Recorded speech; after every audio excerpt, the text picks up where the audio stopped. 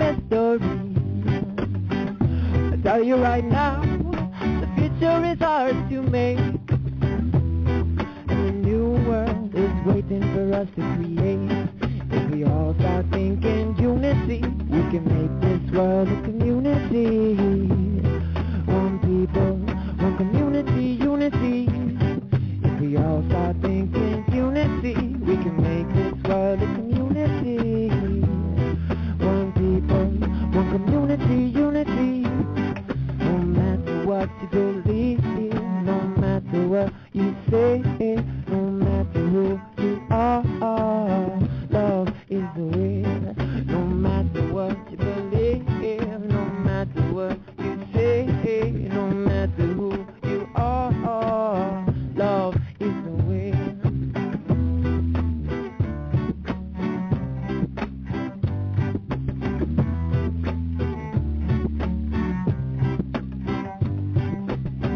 I have a vision of a better place. I see all the colors making one rainbow red. We are so different, but deep down we're the same. No matter who you are, love is the way. All I really want to do is see this world become a peaceful place.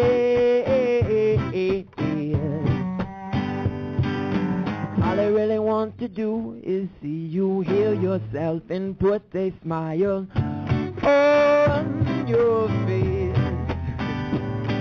If we all start thinking unity, we can make this world a community. One people, one community, unity. If we all start thinking unity, we can make this world a community.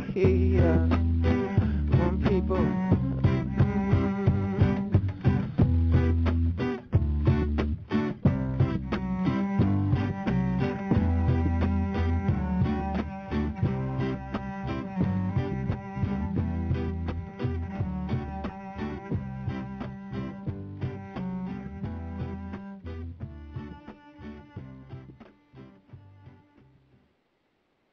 Good evening and welcome to Just Us Radio. This is Sheila Folger here with another Unity in Community. My co-host, my lovely sister Jerry, is not with us this evening. She just boarded a plane and she's on her way to London for a week to visit her family. However, I am here at a wonderful place called the Sharing Springs Community. I'm here with Linda and Richard, Lynn, livesay, Richard Vanover, and Shannon Luck. And at the moment, we are all sitting around the dining table. We have a big bowl of wonderful food in front of us. I just wanted to come up here today. I've been dying to get to Linda and Richard Lynn's for some time now to not only see them and see part of my family again, but I really wanted to see what they're doing here on the land. And so I've looked at all the things they've grown, and we've been down to the stream at the bottom of the land where Richard and Shannon have parked their tent for a while, and they're busy making a little cop house and a tree house. Richard's actually made a cop house down there, and he's got a little sign on it saying Unity, and he's put lovely little glass windows. It's beautiful. He's made a stained glass window to put in there as well, and it's wonderful. The energy around there is absolutely wonderful. And I sat in the little shelter underneath what's going to be the finished tree house, and the energy there is lovely. It's right next to the stream, and the birds are singing, and it's absolutely beautiful. So I'm going to pass you over to Richard Lynn to say something just for a few minutes on what's going on here. We are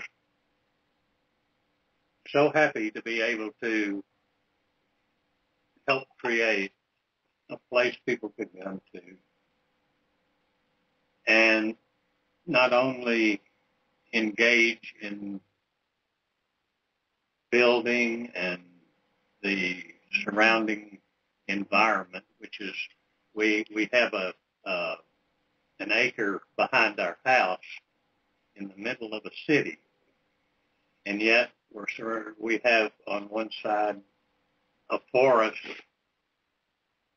that's about probably 5 6 acres, something like that.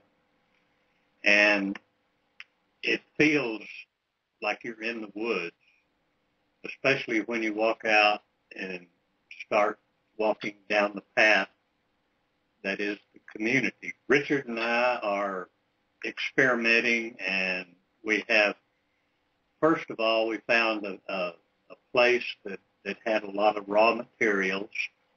It was an abandoned warehouse with the door knocked off of it, and it was falling apart. And so we decided to use as much as we could by not paying for it, but using the trash that we call treasures to build our huts. And Richard is building one. He found a tree that is just perfect to build around, and he's incorporating it. And I decided to locate mine overlooking a little stream. We've got a stream that runs into more or less a bigger stream, and quite a few other streams in the property. So we're trying to incorporate that into our view, and we have. But I started out making, Linda and I lived in a community in Arizona, and then we went to some places that were building cob houses. So we dug down and found clay here, and we decided to start using that clay to form the walls of our building. I first of all, I went and got tree branches, because we're just covered with trees. We have oak trees mainly. And put up some, I guess what you'd call foundations of the wall with those branches, and cemented some of them in and attached them, and went around and put trees, branches all the way around there. And then I'm using this clay to form the walls onto the branches. And took Sheila down there and showed her the progress. We are still in the infant stage of our building, and yet we can share what we have in common, which is our philosophy on the one people. And so we are entertaining ourselves with philosophy and building, calling it Sharing Springs Community. We do have visitors from time to time that come in that we have met various places, in the lake house, in Asheville, in Greensboro. First started out in Greensboro. And we have developed a chain of friends that is beyond belief. And everyone is adding to this community with their love and their patience and their goodwill toward all. And we hope it will keep growing. Thank you. And as I said earlier, I just had a little walk around. I didn't get here till quite late this evening, but the energy is lovely here. It's really nice. And just walking down that path, and where they've cleared some of the, rambles and everything down there to make their little place, I'd love to come back and stay there when we've got some more buildings up. It's wonderful. Would you like to talk a bit about how you've found things to build the part, starting off with your treehouse, Richard Vanover? Yes. Well, I got here in, I believe it was October of last year, and spent about 2 months, a month and a half, just collecting supplies. The very first day we got here, we were in need of supplies and also some tools. So we decided to start driving around, and Lynn was going to show me all Anderson, South Carolina. I've never been here. Never been to the South, really, other than Florida. We started driving around, and we were just joking around, kind of not, and just saying, throwing out what we wanted. Saying, well, we're just going to drive and we'll find the tools we need, and we'll find all the supplies we need.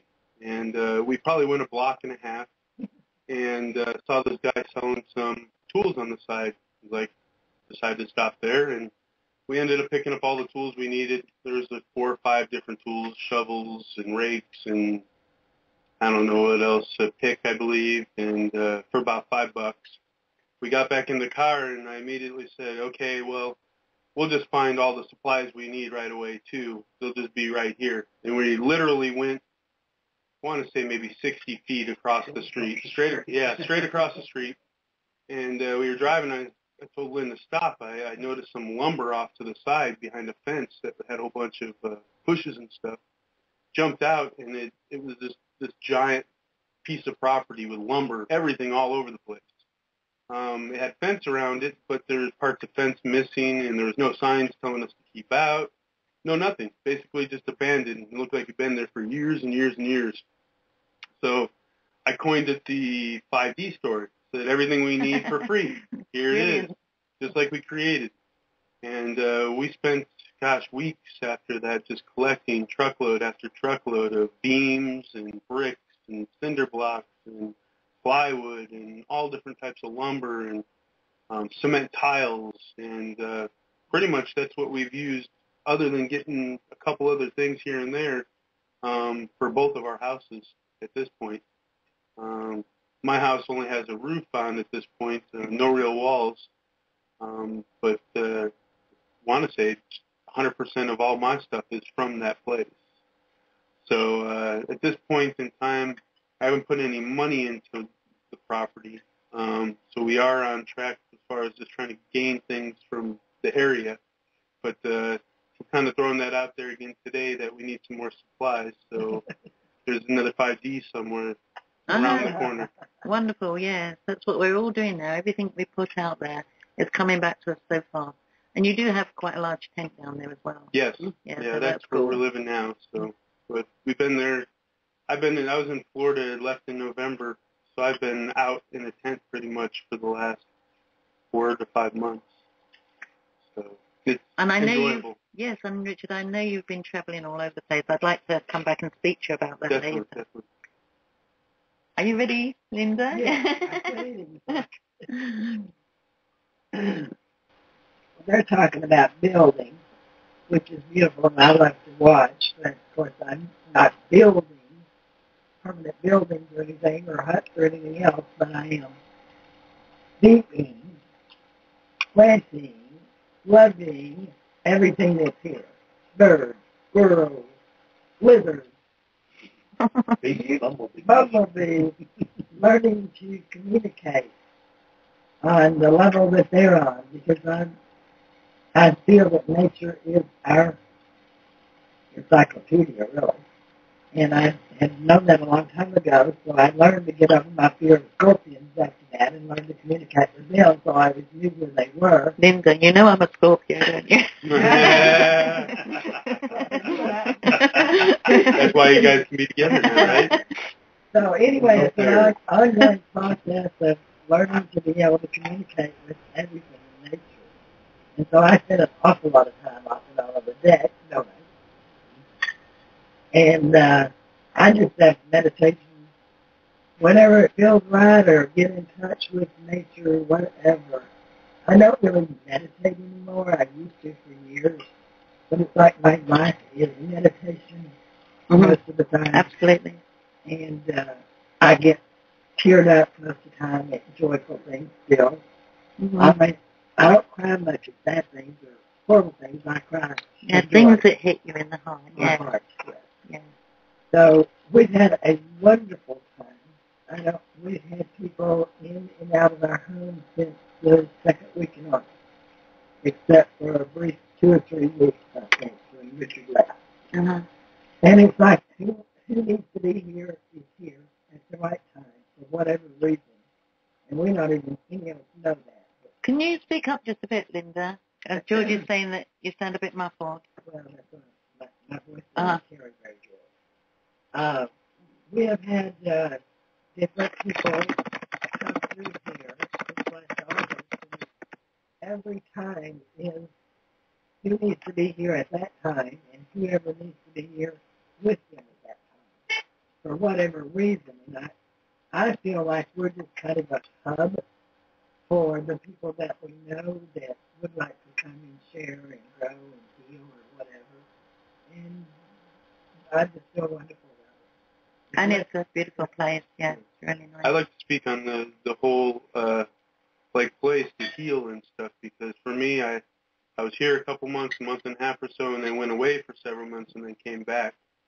And for me, it's that place that where you can make mistakes, where you can just kind of be yourself and feel yourself out, and be able to kind of go into your inner, whatever they are, whatever's holding you back, whatever the feelings or the experiences when you're younger or whatever it might be, and kind of pull them back out and have a space to kind of express them and find out if there's anything to them. And in order to heal and to grow and to just become a wholer self, I believe. And I just, the energy here is just amazing for that purpose. It just seems like everybody leaves everything they have here, but also takes everything that's here for themselves as well. Kind of like I look at the love as multiplication rather than a subtraction on it, like in anger, where the love is just, it's just, everybody gets it and you keep it for yourself as well. And it's just growing exponentially here. And it's to the point where the animals are really in a fairly deep communication. Flies and bumblebees and the birds are just, everything's getting so much closer, and just really there's a kinship with them, a bond or something that we're exploring, or I'm exploring personally. But it's a very harmonious place. And I feel as well that we're always talking about, as we go out, with this feeling that we have now that we want to make a difference in the world, we're coming across a lot of people with the same feelings and we're bonding. And I feel it goes further than that now, because it actually goes out to the places you're visiting. And it's as if that energy is joining with you as well to make a better world and make this happen. Because Mother Earth, nature, the birds, the animals, the insects, everything, we're all combining together. There's no difference between us and whatever else is around. It's all the energy. I couldn't agree more. I just feel it's like until we see ourselves as completely equal to everything we come across. Yeah. There's nothing outside of that equality on any level. And it's just that's the harmony of life. Yeah. That's our nature. Our nature is to be with nature, because that nature is 100% there. And now that the weather's quite nice now, most of the time anyway, it must be so much more rewarding to be able to live in the middle of nature, outside of the house. And when I was looking at the tree house that you're still halfway through building, it's just amazing. And it's like you were saying that although you've built it around the tree, you haven't actually plugged anything or nailed anything into the tree. Absolutely. You've left it whole, and your whole emphasis is bringing the energy of that tree into. Right. Well, you've got your little sitting area there now, and I know you're going to build on top of that. Right. No, I mean, I think a perfect example is I wanted to play with the stream that was running through and try to get the sound of water running over rocks and stuff. So I decided to build a dam.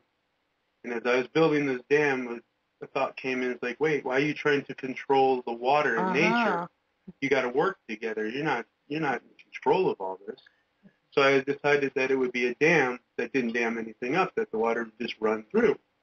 And the thought was that a storm would come through and wash the water through and kind of create the rocks where they want them to be as well. And that we would both then work together. It would be nature and me, which the thought of that was, well, we're all the same, but we're working together now rather than with force with one another. And as you're doing that, Richard, the water will remember you, because water has memory, and with the water itself that is alive, and the energy of the water spirits as well, because you're communicating that way and communicating with nature, they're going to work with you to bring it around in the right way. I see it. I mean, I totally see it. I was going to share a few of these. Just speak up a bit, Linda. I was going to share a few of the experiences that Richard's talking about that we've all had with the insects, particularly. We have flies that sit on us and we can pet them, and they don't run away. Uh-huh. Richard's had them sit there for maybe 10 minutes at a time, and he just lets them crawl all over. And Shannon has had the same thing. I've had the same thing. I had a red wasp, which I would normally be afraid of when it sat on me, but it sat on my bare leg and put its finger down. And I said, talk to it. You don't really want to hurt me, I know that. And he sat there with that finger down for several minutes. It was quite a few. And finally, our bee that we call Bumble, he's our friend Bumble, he's the ruler of the roost because he's the biggest. He came by later, and before Bumble got there, after we talked, he raised his finger up and still sat there, and then Bumble ran off. Wonderful. Wonderful. Yeah.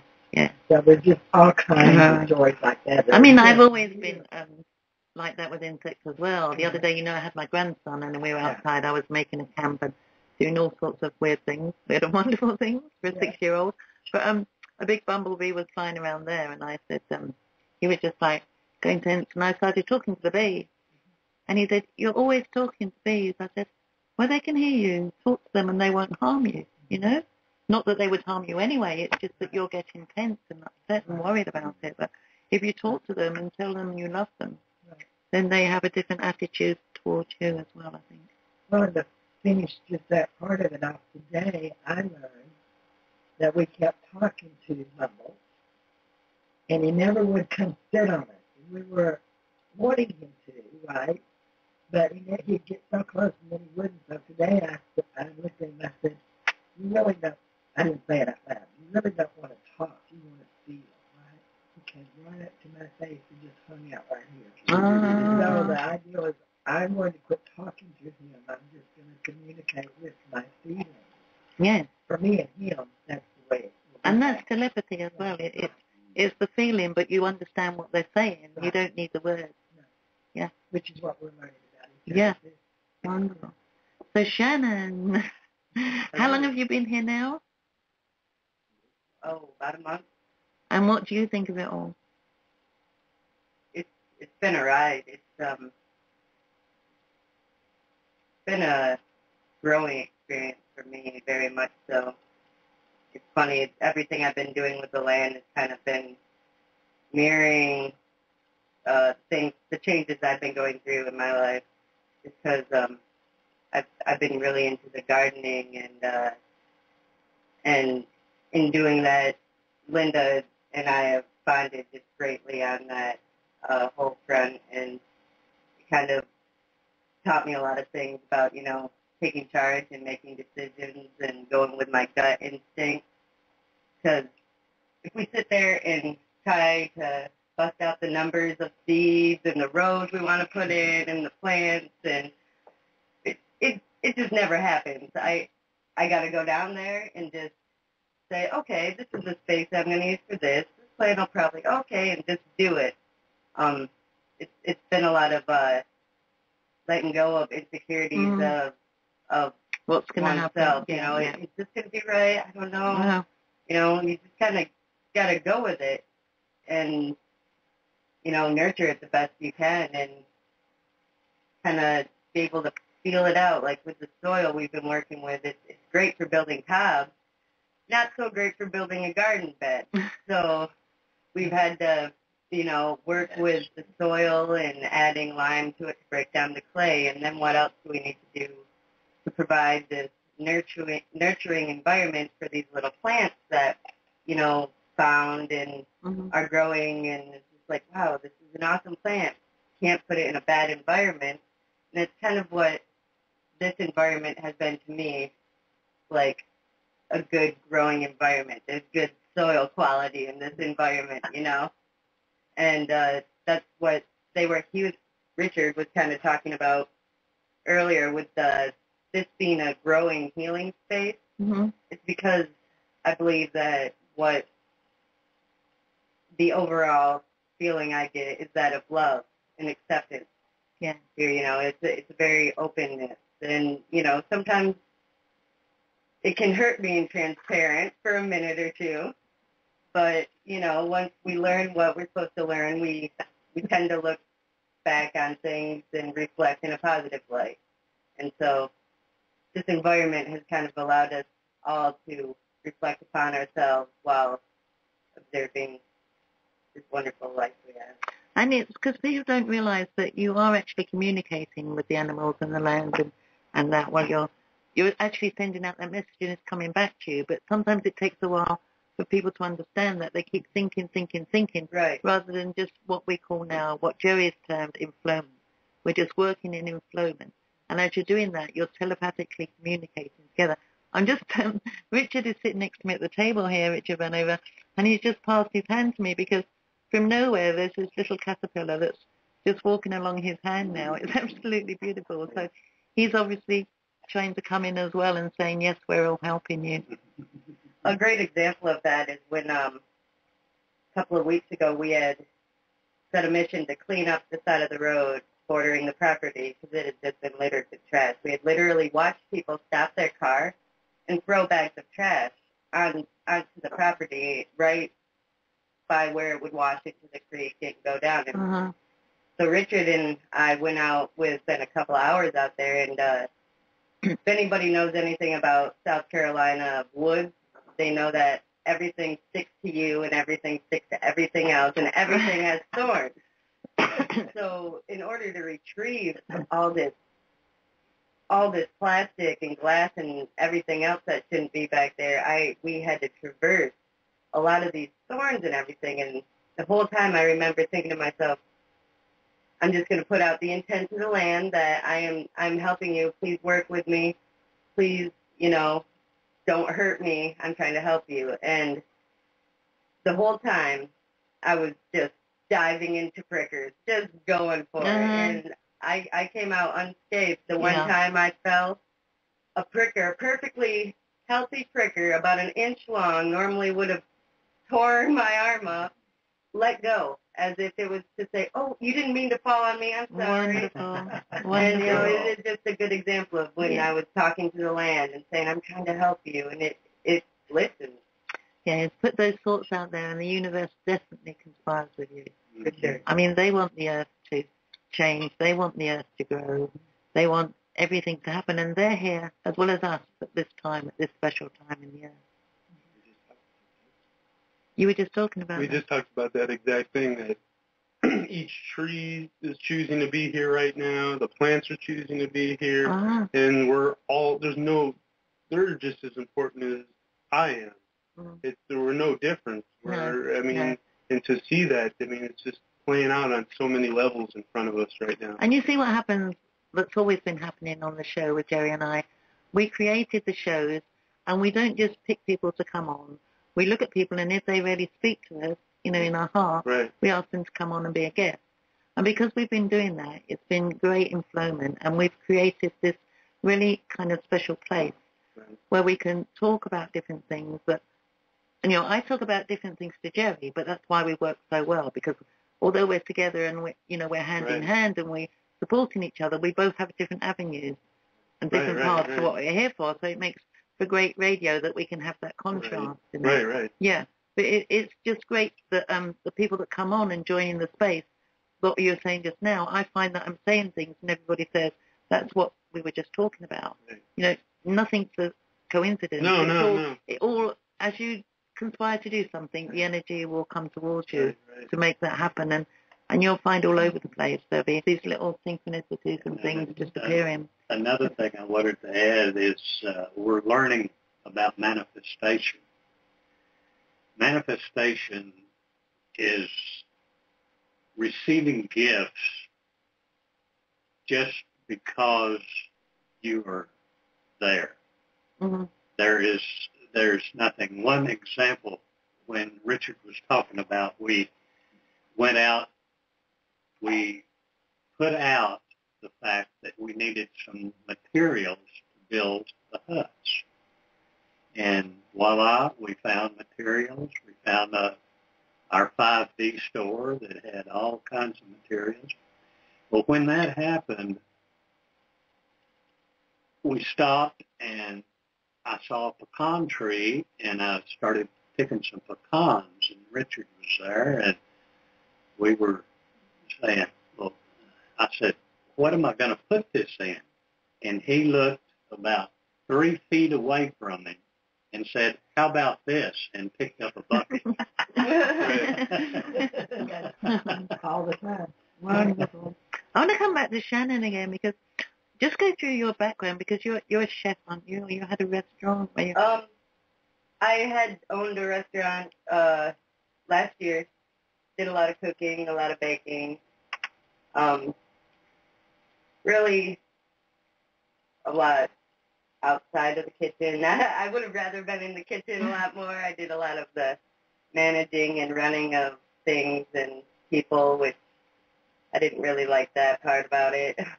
It's hard being a boss, but... But now you're able to bring your skills Exactly. here. Everything you're growing, you're able to put to good use for your ingredients. And I hear you make a wonderful carrot cake, which I can't wait to sample. Yes, that's my specialty. It takes a lot of work and a lot of love. That's the thing. Food always tastes good when it's made with love. Absolutely. Yeah. It's truly been what we're finding right now. Mm-hmm. We enjoy cooking together, and it's just the quality of the food, no matter what the real quality of the food is you're buying, whether it's the cheapest stuff or the most expensive stuff.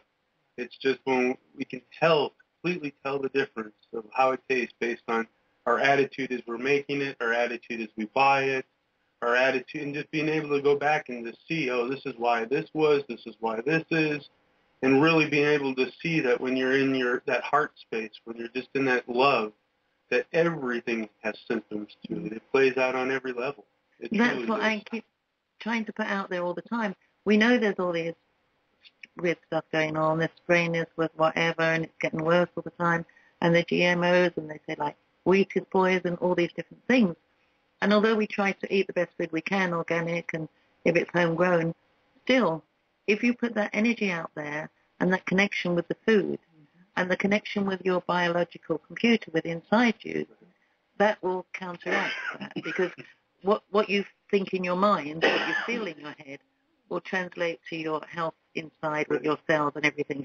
And double that with eating food that's homegrown and putting the love into the food and everything.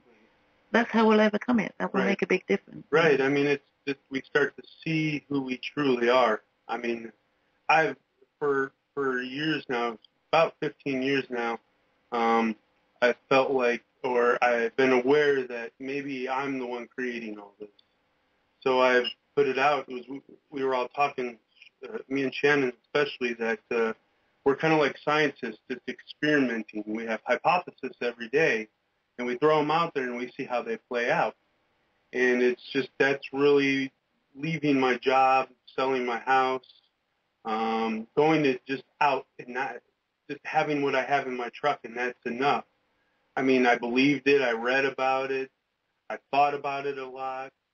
But until I did it, you cannot explain it. You can't read it in a book. There's nothing you can do other than do it. Mm-hmm. And it's just, I think that's what we're really finding here is, yeah, we can read something, we can hear it, but it doesn't set in until you see it with your eyes, until you experience it and see it. And everything that I've put out there says that, yes, you're the one creating. We all are. At every moment, everything is creating its own reality on every level. You know, from the atoms to the solar system to the Milky Ways. We're all God. Took the very words out of my mouth. I was just going to go to where we're all creators, aren't we? Right. And it's just amazing the way we're feeling like that, and that's why everything is conspiring to help us. Right. Because we're such conspiracy. Well, right. We're theories. Right. We're all sitting here with tinfoil hats on at the moment. Right. I mean, we were in that space for so long that's what it was. It was we had to get out the information. You got to walk your talk. Right. Yes. And now it seems like the push is now it's just time to be. Mm-hmm. Now it's time to do. Exactly, because we're all walking our talk now, and that's when everything comes together. Right. It's just amazing. And as well, like, we can listen to a lot of shows, we can read a lot of books, we can read a lot of papers. Well, that's another thing I was going to say when you were talking about we're our creators. Are we not also scientists? We're everything. We are. We're all of it. So we're developing everything. And the beauty of it is that everything that we've listened to and read and heard and grew up with, we're taking all that, but we're not just using that. We're bringing our own self into it. So we've each got a different angle on it. Right. And the way things are happening. Can I say something? Yes. I'm an artist and poet, but as an artist, I have found out that the creative spirit is in everyone. And it's just wanting to come out. It just wants to find something to manifestivity. And I found through my artwork that I can express myself and express not only in my artwork but in my poetry. It's almost like therapy, and they do use art therapy nowadays in colleges and schools. They teach that. And I found out that it is a free way to express that doesn't bind you with a psychiatrist, or it doesn't bind you with something that somebody's been read out of a book. It says, here's a blank piece of paper. Let's create. Mm-hmm. And so I have everyone just about that has come through. We set out a blank piece of paper. Oh, wow. And we say, here we go, express yourself. And it has, I think Shannon told me that it has released something within her. What was that? Well, for the longest time, I had a creative block in me for years. I was super artistic as a child and growing up and everything. And I think we use the word rigmarole of the day-to-day life, and especially owning a business, really took me out of the enjoyment of it. And, it wasn't even, I couldn't unplug, so to speak. I couldn't unplug from all of that. And that's the way I felt in school.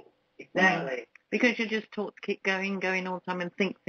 Right. Nobody tells you to stop thinking and just Well, be. it was a critical point, too. The professor or the teacher would always say, this is the right way and this is the wrong way. And right there, it freezes you. Yes. You have these parameters around you that you think you had to do this to get an A in the class, so you went the way the professor said. Well, here, no. We do what we feel, and we express who we are. Yes, that's right. And that releases so much pressure in the emotions of people. I just want to come back to a word that I keep talking about, and I'm going to talk about it again. The word belief is very, very important. As far as I can help it, I never use the word belief. Because what happens is the energy is flowing towards you all the time with all information from your higher self, your intuition, from nature, from Mother Earth. Everything is flowing towards you with more information so that you can grow. When you believe in something, you stop and you're stuck. And you can't get any more information on that particular subject until you let it go. So it's a very difficult word for me. Very difficult. Wise. Yes, you are. Just going back again a few minutes ago, Richard was talking about his artwork. Linda was pointing around the room to me, and I didn't. And then when I looked and said, "Oh wow," I just seen, because I just come in here and we've got all the dinner on the table, beautifully laid out with this wonderful food, and I'm setting up the computer here, and I didn't take the time to look around. And this whole room is full of artwork from different people that have. I mean, what did you do? Have you both done some? Mine's on the table in the process. So everybody's adding their art and their feeling and their Nicole intuition. And Shannon. This was Nicole and my first start. They said, let's do a sharing. Collaborative. Thank you. You're tuned in. It's good to have a team where we can all think of the right word. So I thought, well, that's interesting. I could do my own work, and I'd be happy with that. But it's like poetry or anything else. When you share, you get a composite of people's feelings and emotions, and then you say, okay, let's combine. How are we going to combine these two feelings and emotions? And that's kind of it's kind of like a community. It's the same definition as a community. You start out as individuals, and I want this, and I want to do this and this, and then you go, well, wait, what's this in the center? Yeah. How does it fit in? How does it all fit together? And so you begin, well, what about this? Let's tie this in. Let's try this. What do you think about, And all of a sudden you're relaying ideas back and forth, and all of a sudden you both hit on, oh yeah, let's do it that way. Exactly. And while you were talking again, what came to my mind before you started saying it, as you were talking about the collaboration between the art work between people, straight to my mind was that's how people can learn to work together in communities. And again, I want to talk about Jerry and I, because we haven't known each other very long. It was like the 1st of September or whenever it was. And then we haven't seen each other much because she's up in New York and I'm in North Carolina. But we just go together so well. And, she's on one path and I'm on another path. But a lot of it, we're on the same path. We both have the same feelings. We both have the same kind of attitude, the same kind of principles, if you want to call them principles. But, there's certain things that I like and she doesn't like, certain things she likes and I don't like. And we just say, okay, then that's, what you like. Do your own thing. Do your own thing and think your own thing, and we're learning from each other as well. She's learning things about me that within her spiritual being as well, and I'm learning things from her as well, particularly her passion. I mean, like, I love the earth and the trees and everything, but Jerry has an absolute passion for trees and she's always been like that because she's always worked outside with horses and animals. But to actually go there and be present with her and her horses and see how they talk to her. They not only talk to her telepathically, but they nod and shake their heads as well. It's just amazing. So, she's doing a lot for me. We're doing a lot for each other. So that just is so beautiful in the way everything should be, really. And as we're sitting here and we're like sitting around this table, just eating a spoonful now and then when we can, and it's teaching us to eat slowly and to really digest it properly rather than just eating quickly so that we can talk and we can eat. And that's how things used to be. Be in communion. Yeah, exactly. That was proper the point. communion. Right. Yes. The point wasn't to make sure you have meals with the family. The point was to sit down and enjoy yourself in the moment. And no rush to get it finished. Right. There's nowhere to be other than the moment. Even when there's nowhere else to be, people still tend to rush their food. Everything. And it's a ceremony eating food, isn't it?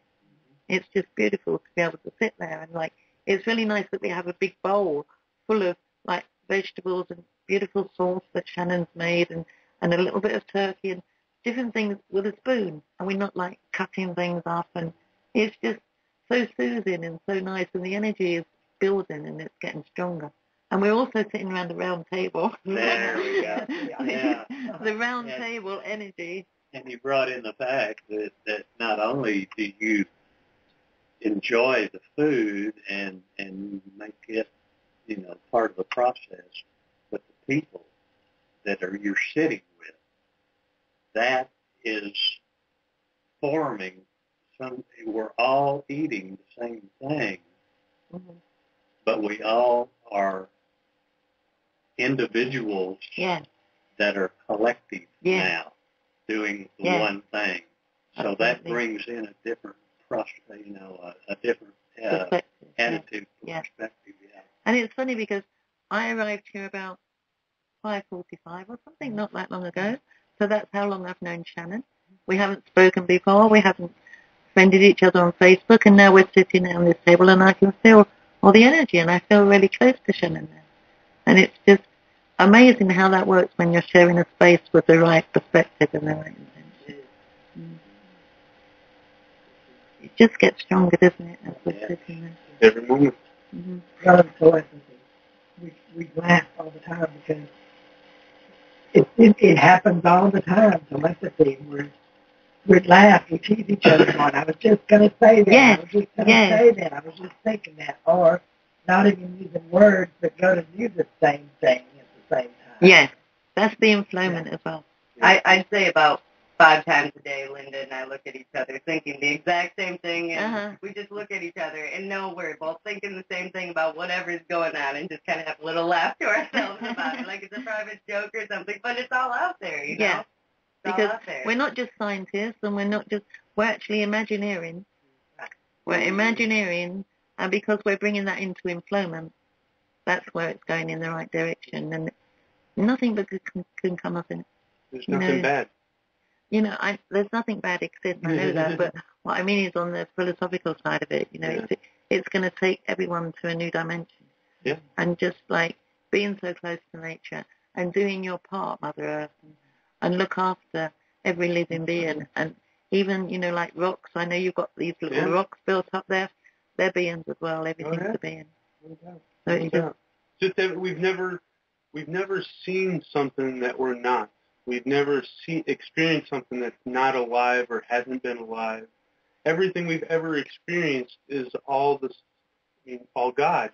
Yeah. So how do you know yourself if you're the one always creating it? Or you have to be able to step outside yourself at some point in time, and that's what we've been given the ability to, I believe, right now, is to be able to step outside and watch ourselves. Yeah. Like we're watching a video or a movie or something, but we thought we were maybe the director or an actor or we played a role in it, but now we're realizing that maybe, hey, I can play whatever role I want in it. It's not me per se or what I thought I was, but rather it's just a movie, and I can be the actor, I could be the actress, you can be whatever you want within that, the director, the producer. Exactly, and everyone used to say, well, this is just a stage, we're all players. I feel we've gone past that. Yeah. The only thing I want to be now is an extra. Right. So I do a different thing every time. I can jump in and out other people's plays and other people's movies and just join in with everybody as we work together. The enjoyment is not to take ownership to it anymore, but just observe it and experience it. And when you're talking about observing, you know, I become an observer quite often. And when you do that, you're able to see so much in the other person and see how that reflects on you and see how it connects with you. And you can see to someone's very soul like that. You can see so much. No, I mean, talking on the space that's here to grow is that space. It's just the ability to be able to see ourselves in the mirror, and there's no judgment at any point, not from yourself, not from someone around you. Exactly. I mean, and it boils back to how you're seeing it, because we're just, I mean, everyone's sitting around. There's 4 people sitting around me right now looking at me, and you guys are just mirrors for who I am. Yeah. So I'm just seeing myself. You're a part of me. Lynn's a part of me. Linda's a part of me. Shannon's a part of me. And if I like it, well, that makes sense to like what you've created or who you are. But if you dislike it, it's not really anything with the person themselves, but rather an internal. Yeah. You know, and it's like to be able to really just focus on that and just focus on the internal, not because it's good or bad or right or wrong, just because you need both sides of the whole in order to grow, in order to see. We were scared of the darkness before. Yeah. You know, you saw the darkness and anxiety came up. Now it's like when anxiety comes up, we talk about this a lot, me and Shannon, when we get anxiety, we want to go to it. We want to explore it. It's like we have to redefine these definitions we use. Anxiety isn't a bad thing. Like the fear. Yeah, right. The fear, yes. Right. I mean, absolutely. It's, right. What is the fear? What does that really mean? It's really just something new. Yeah, exactly. You know, it's something to explore. It's something different. We just thought we had to stick with something. I'm this title, and this is what I am. Yeah. You know? Whereas we're everything, and we're everyone. Right, we're all the titles. We're every title we come across, every person we come across. We're that. Exactly. I see it as a transition. That word has been in front of me for a long time. That we are transitioning. We want to transition out of 3D. Although we're not completely out of 3D, so we are in a transition state. We must operate in our third dimension at times to get to, say, if we want fourth or fifth dimension. And it's a matter now. We're like pioneers that are trying, or we're going west, but now we're going to a different dimension in ourselves.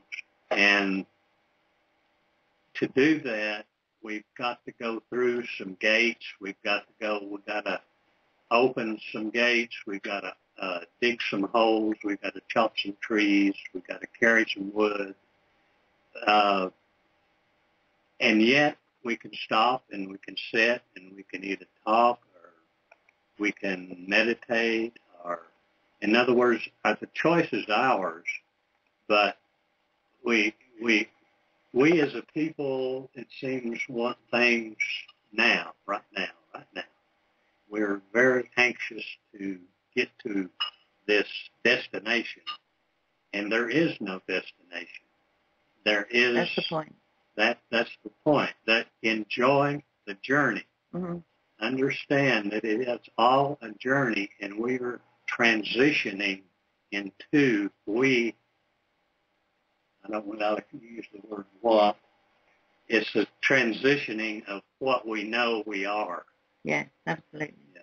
I just wanted to make a point here, because when you say like we're pioneers, you don't mean just us people here. You mean, I feel like everybody that's born at this time, everybody that's living at this time, are part of the pioneers for a new age that we've never been to before.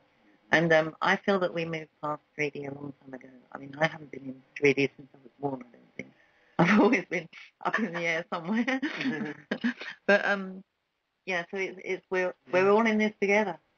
Absolutely, all in this together. So it's a wonderful experience. Did you have something to say, Shannon? I saw you beaming thoughts at me then. I did, I but I lost it. Oh, you lost it.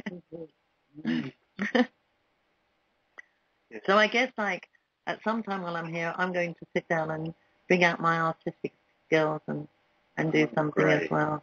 So, I'm not an artist per se, because I haven't trained in art, but I can scribble and do a few things. Then you're an artist.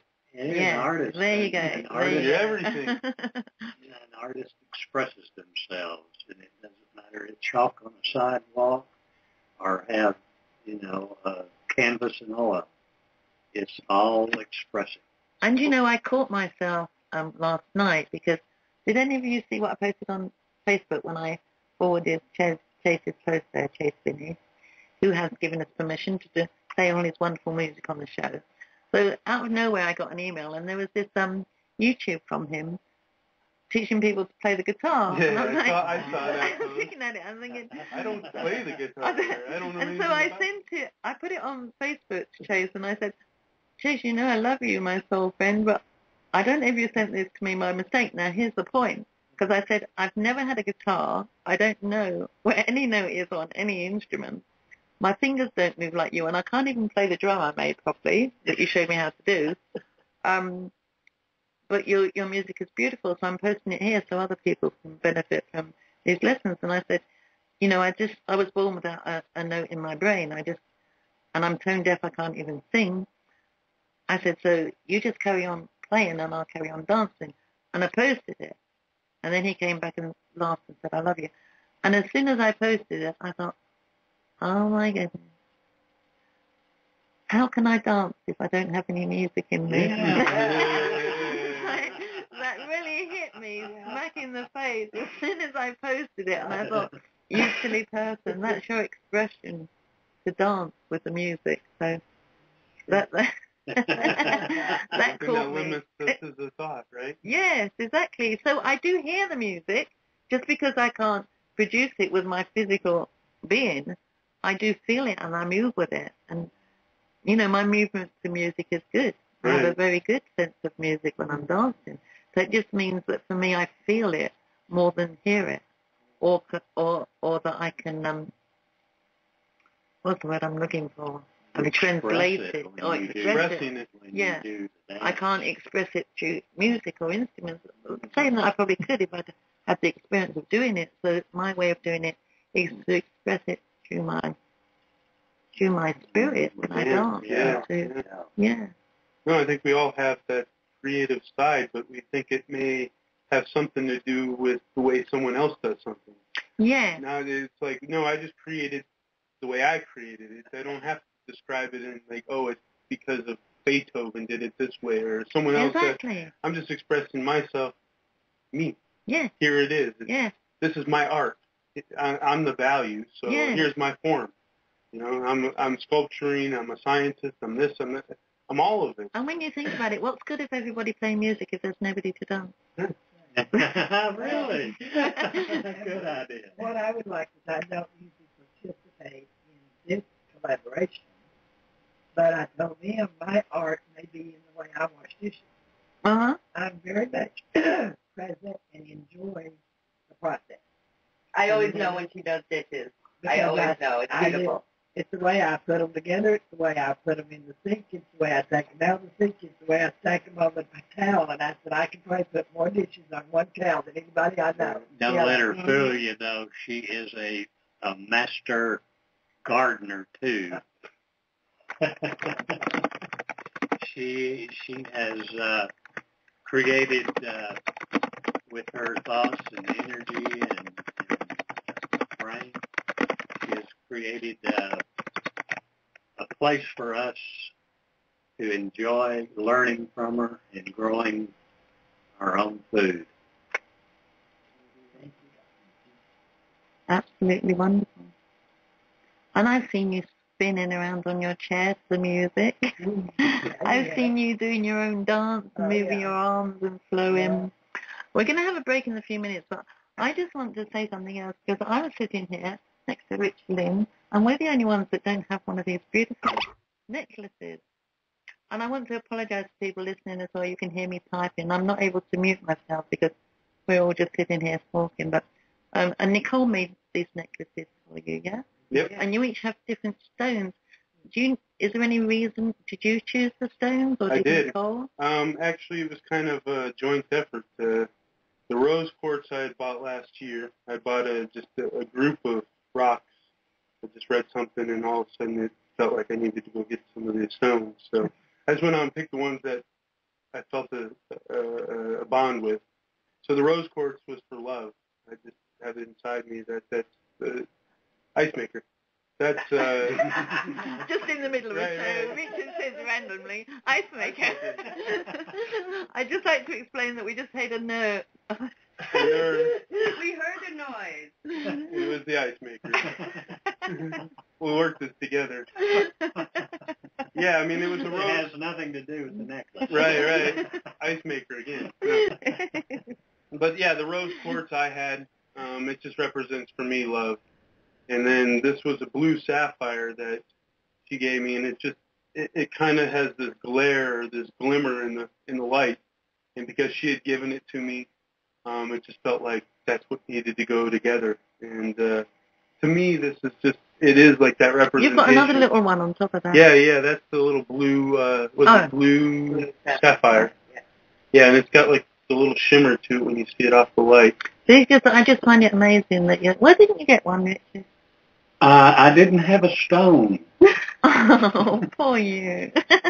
Well, you could have gone and found a rock.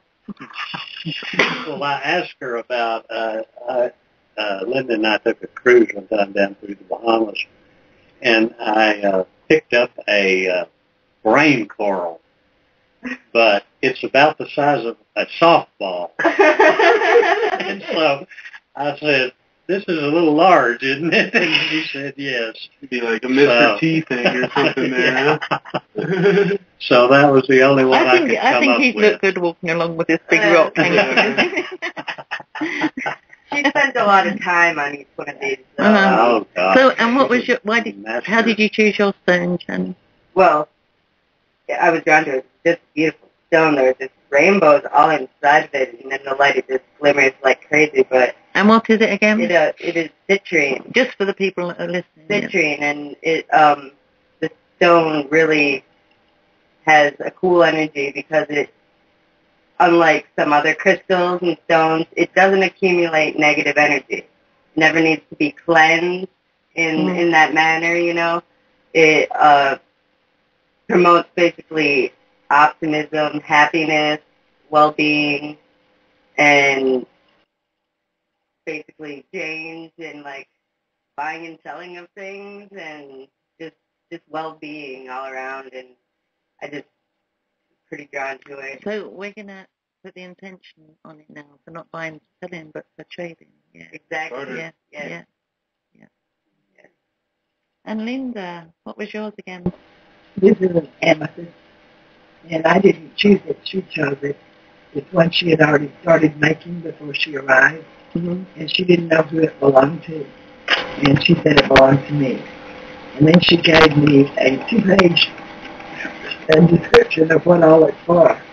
And I read it, and I said, I think you know me pretty well, don't you? And she said, yes, I do, but I won't try to tell you because there's so many beautiful things about love and peace and joy and mediator and all the things that, you know, I know that I am.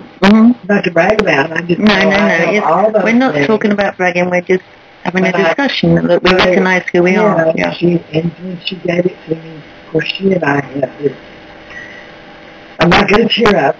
It's hard to talk about the relationship that we have because when we hug so deeply, and so we're just so close spiritually, and we're just, it's like one person.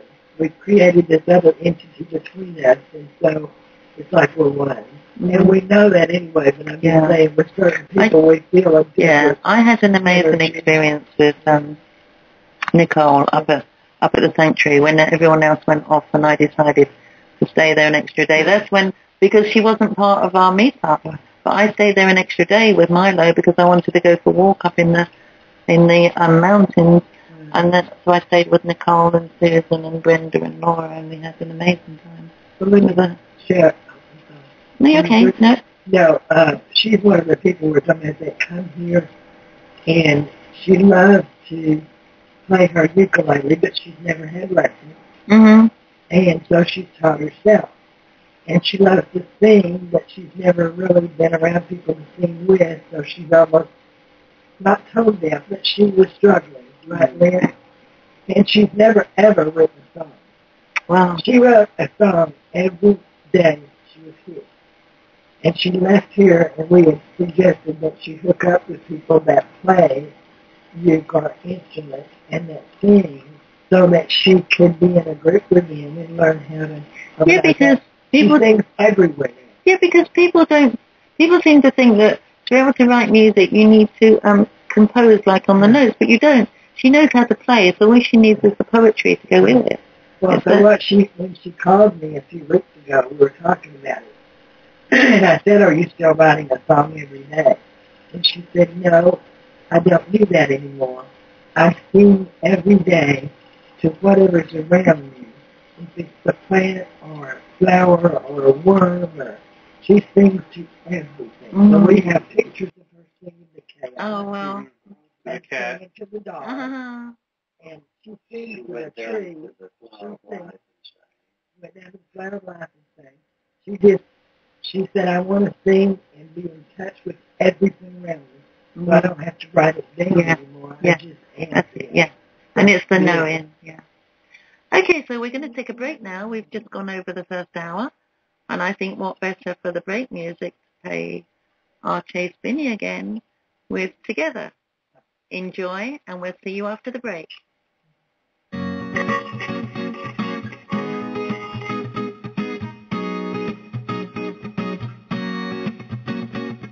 Singing songs of love and peace, we will come together.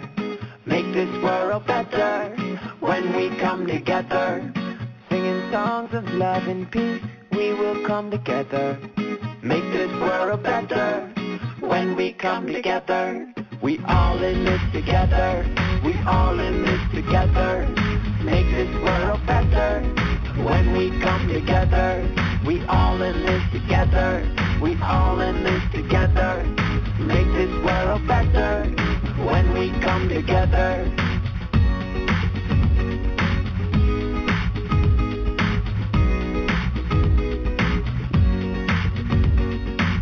It's time to stop our fighting. Come together, be enlightened. Make the peace start from inside. Let it shine out to the skies. Be the beauty that you seek. Be what you want and be unique. Be a princess, be a freak. Shout it from the mountain peak. No one tells you who you are, it's you. Only you know what's true for you. We can all be different and take a stand. Cross the borders, we hold hands. We hold hands. The earth is one family, we hold hands. We hold hands. We hold hands. The earth is one family, we hold hands. Singing songs of love and peace, we will come together. Make this world better when we come together. Singing songs of love and peace, we will come together. Make this world better when we come together. We all in this together. We all in this together. Make this world better when we come together. We all in this together.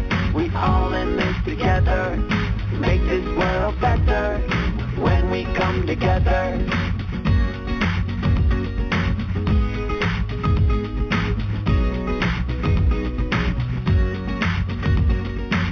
It's time to celebrate. Look around and appreciate. See the beauty of this life. No matter what your day was like, see yourself for who you are. You are brighter than the stars. Find a mirror and say it loud. Smile and say I love myself. When you found the love within, you can spread it to your friends. Soon we all be singing. Across the land, across the oceans, we hold hands. We hold hands. The earth is one family, we hold hands. We hold hands. We hold hands. The earth is one family, we hold hands. Singing songs of love and peace, we will come together. Make this world better when we come together. Singing songs of love and peace, we will come together. Make this world better when we come together. We all in this together. We all in this together. Make this world better when we come together. We all in this together. We all in this together. Make this world better when we come together. We all in this together. We all in this together. Make this world better when we come together. We all in this together. We all in this together. Make this world better when we come together.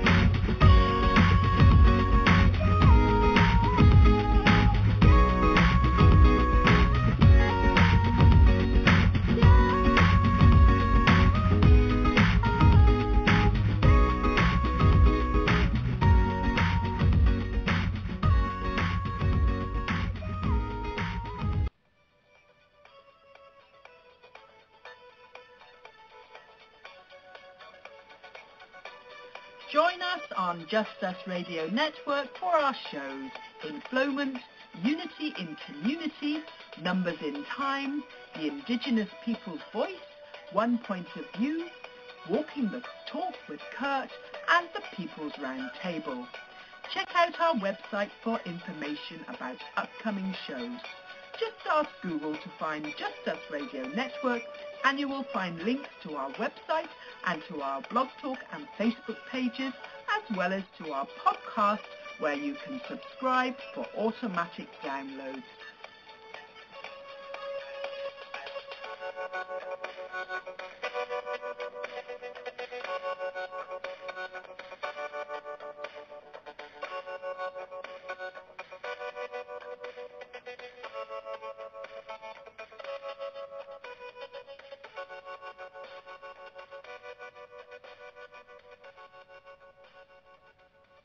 And welcome back with Sheila Folger on Unity and Community here at Sharing Springs in Anderson, South Carolina, with my wonderful friends here, Richard Vanover, Shannon, Lux, excuse me.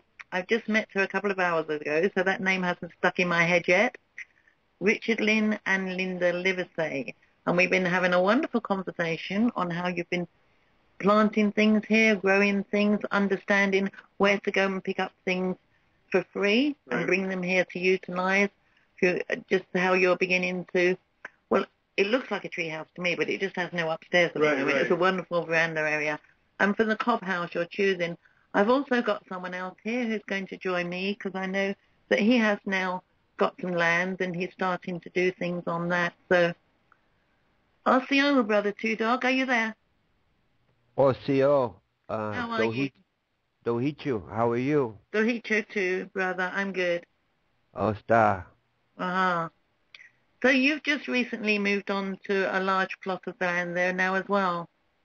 Yes, I have, and we've already got a garden started up. We're also bringing in like chickens for eggs and stuff like that, and basically out where there's deer running, all of nature's here where I'm at. Golden eagles, hawks, you name it, it's out here. And we're just getting back to the land as we once, to be as what we once were, as close to nature as possible.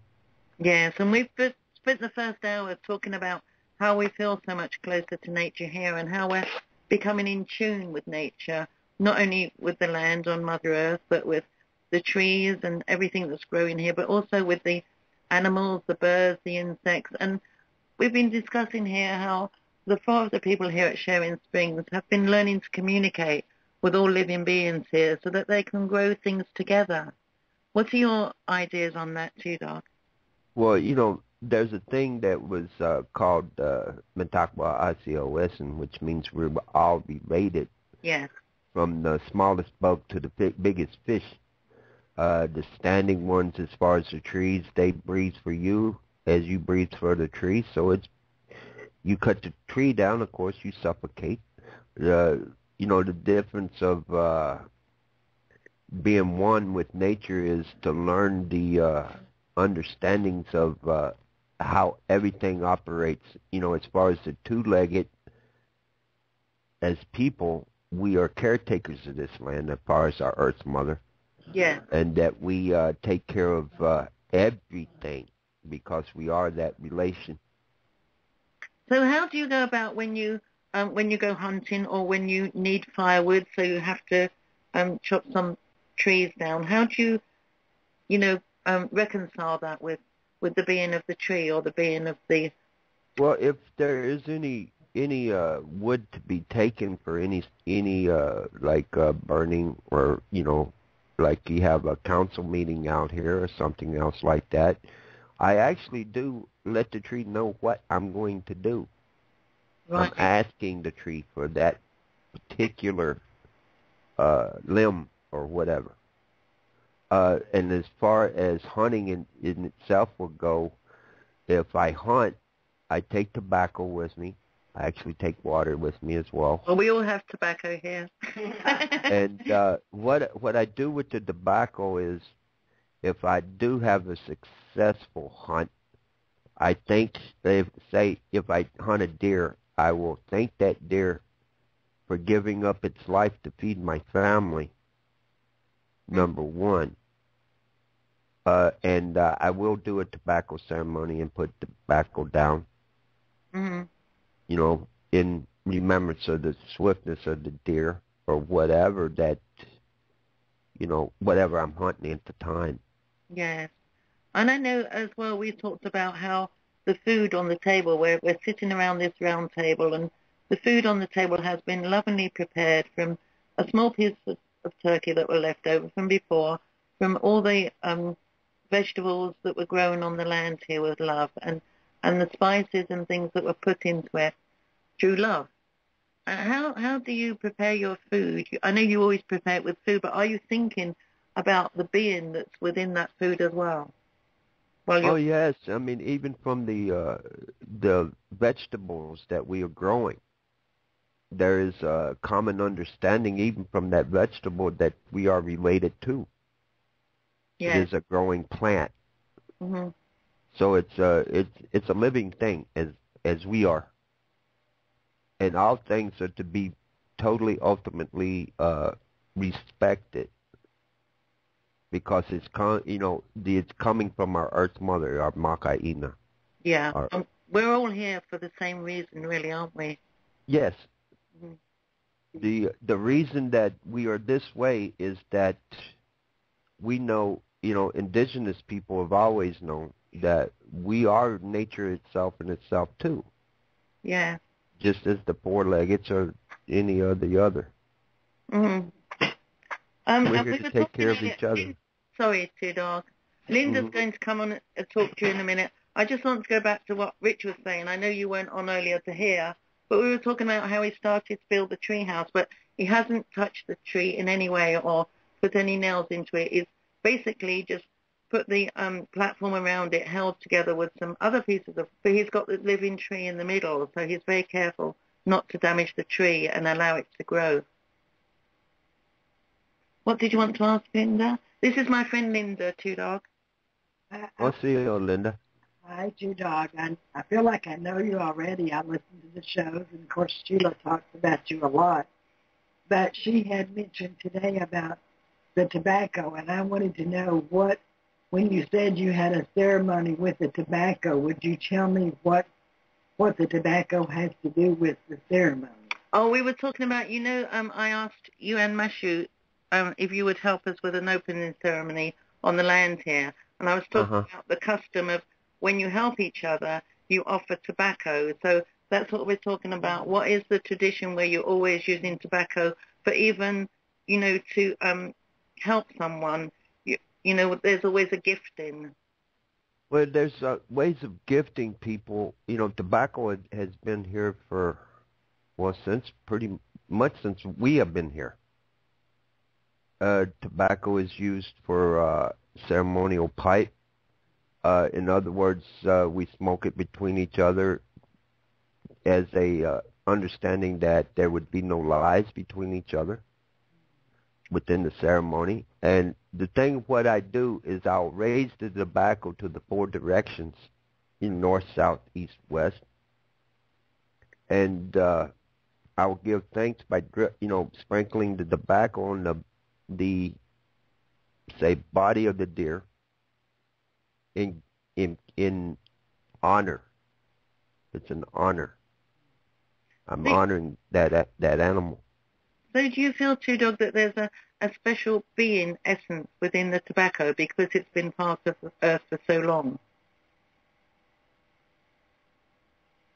Do you understand me? No, say one more time. Okay. Do you feel that there's a special natural, like a spiritual being within the tobacco that comes from Mother Earth because it's been a part of Earth for so long? Yes. Why you use it in ceremonies? Yes. It's a brother, sister, whichever, and this tobacco has been used through our traditions throughout generation.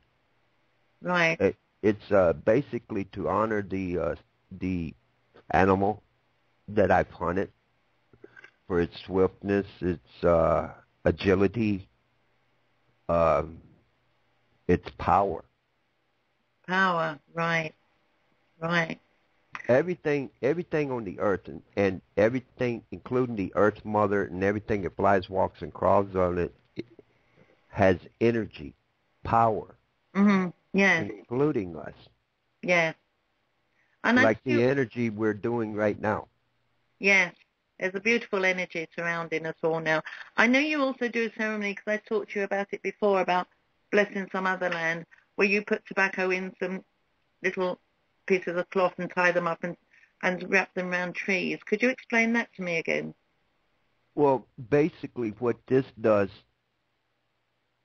it's blessing.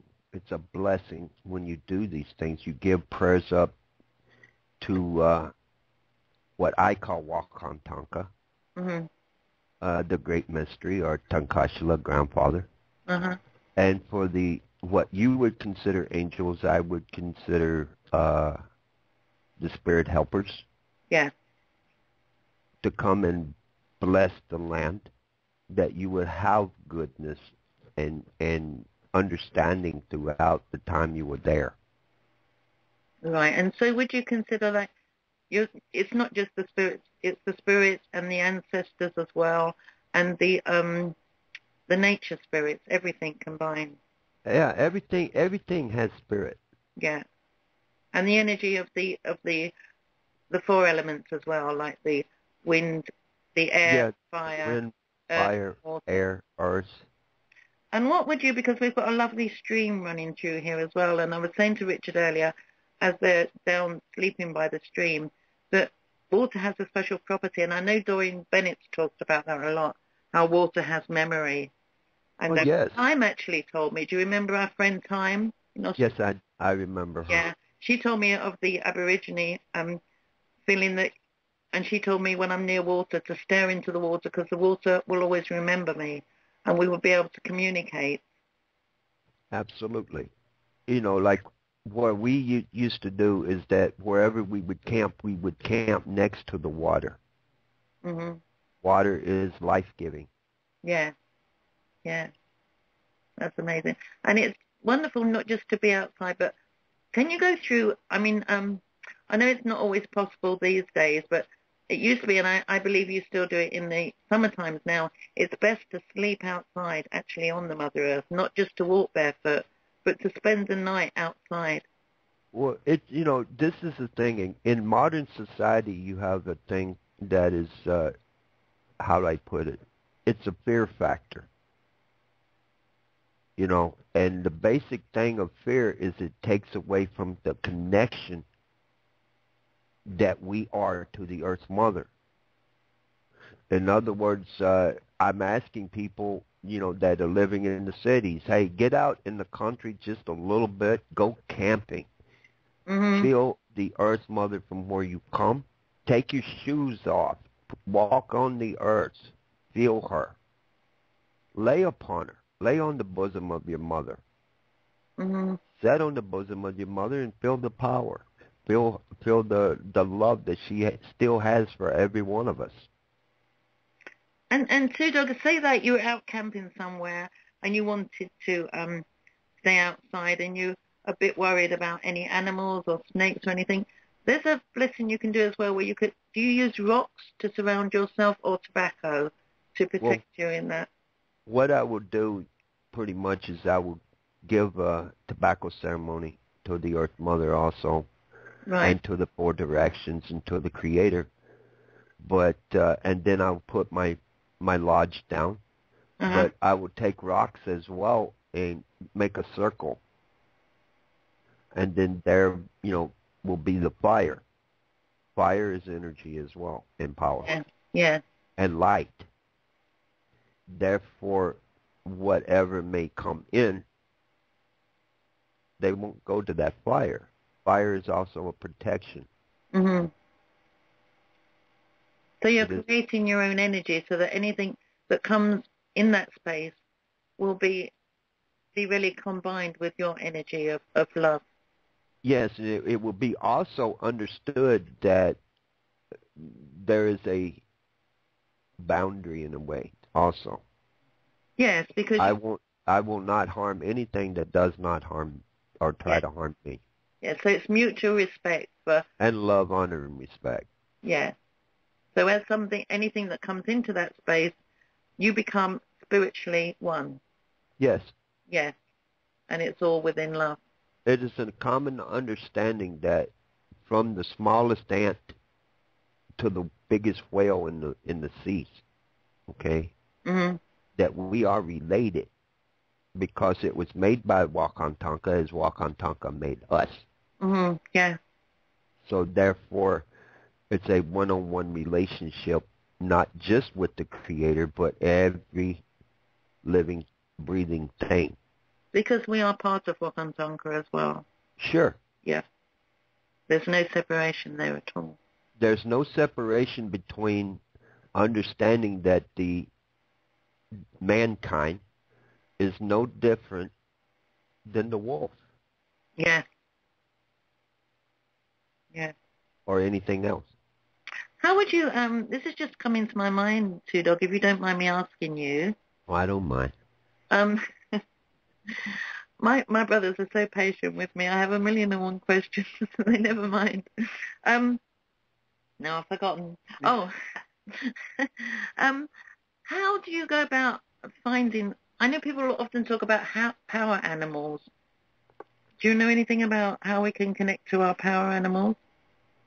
Well, basic, there's a lot of prayer involved in that. But what usually I've done with, some of the people in my band is, the young people that are just, starting, is I see how they act, what they're like, what they're,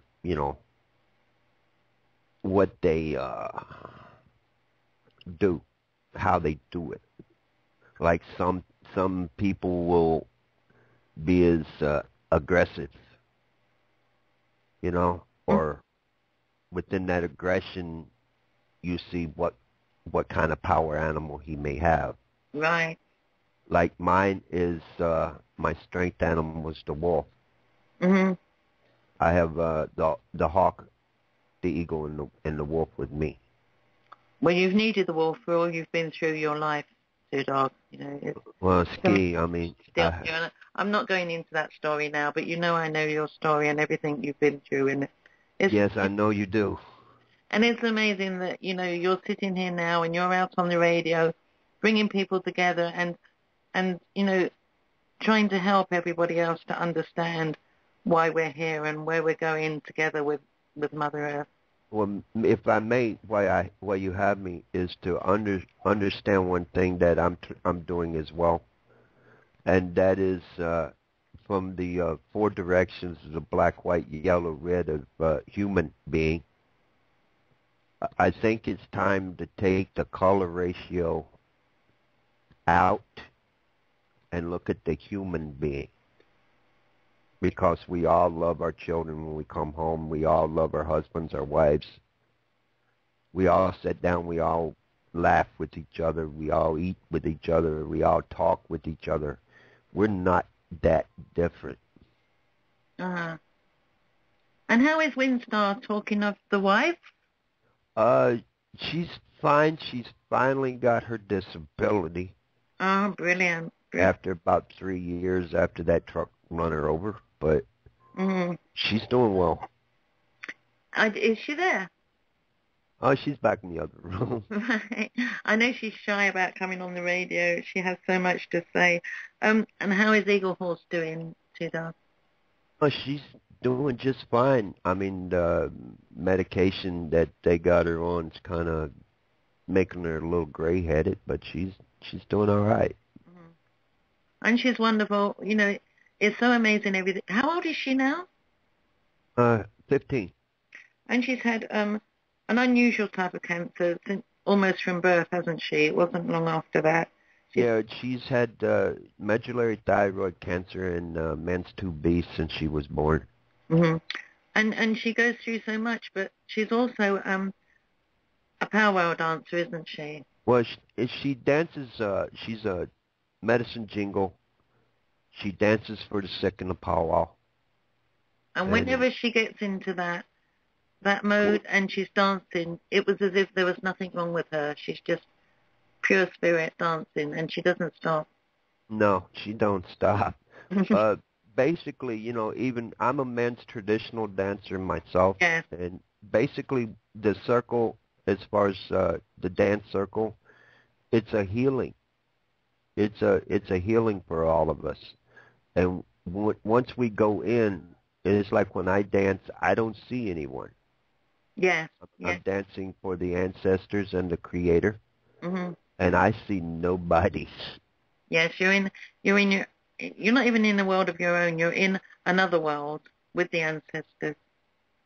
They dance with me. Yes, they do. Uh-huh. And I know that you have a lot of problems. I'm not going to say problems, difficulties with health as well. I know sometimes you can't even walk very far, but you don't stop dancing when you get in that circle either.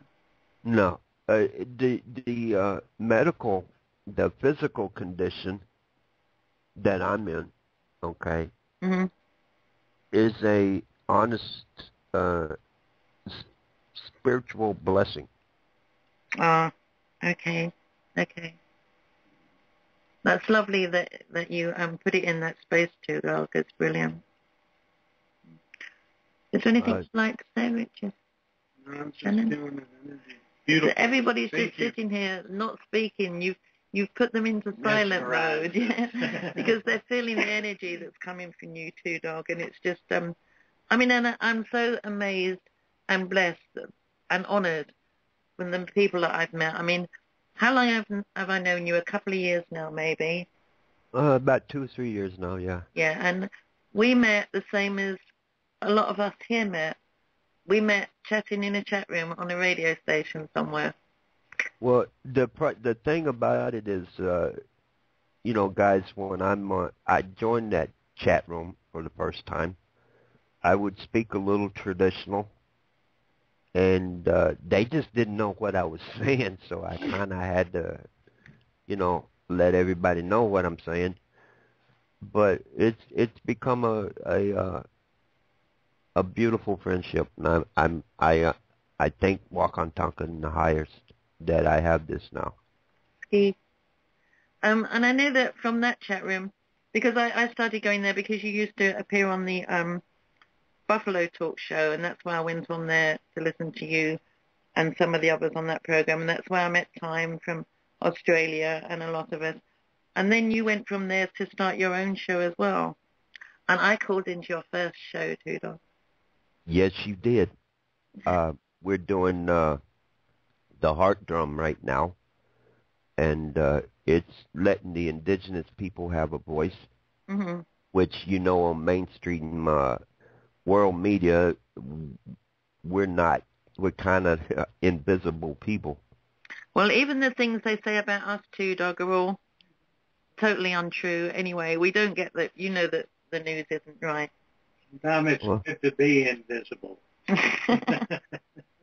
Well, brother, I wished in my life I had been a little more invisible than I was. But, I'm a, you know, I've always been a warrior in my time, and if it's wrong toward people, I spoke out about it. Yeah. Thank you. Yeah. Yeah. It's been amazing, and it is. Twodog has 9 lives. And you're not anywhere near finishing those. No hoka hey for you, Twodog. Well, the way I look at it, you know, hoka hey is, you know, it means let's go, or it's a good day to die. I know. And believe me, I've come close. Mm-hmm.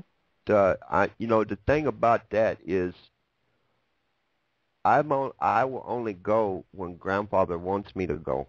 Yeah. And no one's going to do that other than him. Oh, tell everybody, well, I know we're getting off the subject, but we'll get back to it in a minute. Tell everybody what you said to the doctor when he was first diagnosing Eagle Horse and said that she wouldn't live very old. Well, the thing about this whole thing was he didn't think that she would make it very long. And, well, she's made it 15 years. Mm. And she's always got a good head on her shoulders, always has been. She's a healer to a lot of people. Yes. And she thinks herself that nothing's going to slow her down, I mean, other than the Master of Life. And he's allowing her to continue to dance and to touch people's lives. So, you know, good. And what did you say to the doctor? Do you remember when he was talking about when her life might end? What did you say about her foot? Well, the way I looked at it is we understand, and whatever Grandfather wants will be done. And there's nothing, you know, the human being can do about it, other than to love her while she's here and pray for her while she's here, keep the power. And none of us have a date stamped on the bottom of our foot. That's, well, one of the things also, you brought that up, that's true. What I also said to the doctor is that I looked at the bottom of her foot, and there's not a stamp on the bottom of her foot telling her when she's going to go.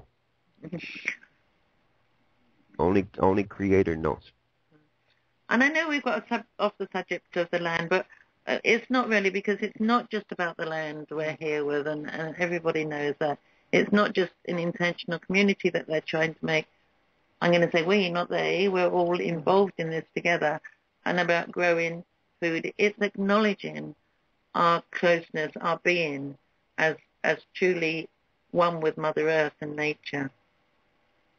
Only thing you have to do, guys, is to, I'm going to ask you to do one thing for me. Uh-huh. And that is take your right hand and place it on your heart. Just for a second. Now, do you feel that beat? Yes. That's the drum of the Earth Mother right there. Uh-huh. That's the drum of the people right there. And your show is called The Heart Drum, isn't it? Yes, because of one thing, okay? The drum, if you look at the powwow drum or any drum, that represents the Earth Mother. The beat you hear from that drum represents the heartbeat of the people. That's the heart. It does that same beat. You know, Tuga, I've not been in this room very long, and I didn't have time to look around me at all this artwork and everything, because I just brought the computer in here. I'm sitting here right opposite me. Who is that Indigenous American in the photo there? That's Richards. Yeah, I feel very in touch with indigenous people just because I believe things come from an intention. And where something's created from that intention, it doesn't have the ability to be outside of that energy. So I felt like I've had to get in touch with the indigenous people because need to thank them and forget and ask for forgiveness for the white people, basically that came in and just massacred everybody. So I'm actually reading a book. It's called The Rainbow Warrior, I want to say. Let's see real quick. Have you heard of that one too, Doc? The Last Ghost Dance from Medicine Eagle, and she talks about the Last Ghost Dance, and it's just I